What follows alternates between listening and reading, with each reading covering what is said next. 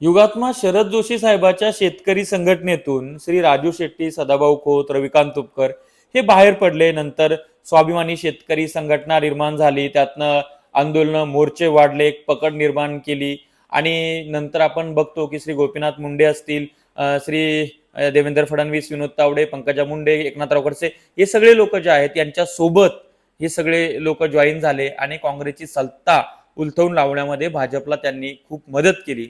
आणि त्याच्यानंतर देवेंद्र फडणवीसांचं सरकार आलं. त्याच्यामध्ये सदाभाऊ खोत कृषी राज्यमंत्री, रविकांत तुपकर महामंडळाचे अध्यक्ष, राज्यमंत्री दर्जा, आणि हे सगळं व्यवस्थित चालू होतं. नंतर गोष्टी बिघडत गेल्या. राजू शेट्टी बाहेर पडले, सदाभाऊ खोत तिकडेच राहिले.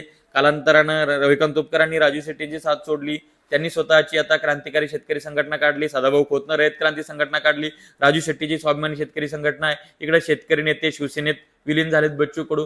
त्यामुळे सगळे असे वेगवेगळे लढत आहेत. पण अशा याच्यामध्ये श्री सदाभाऊ खोत यांनी जे वक्तव्य राजू शेट्टींसंदर्भात केलं की माझे सहकारी राजू शेट्टी यांना असं फरफटत नेणं पोलिसांनी हे काही योग्य नाही.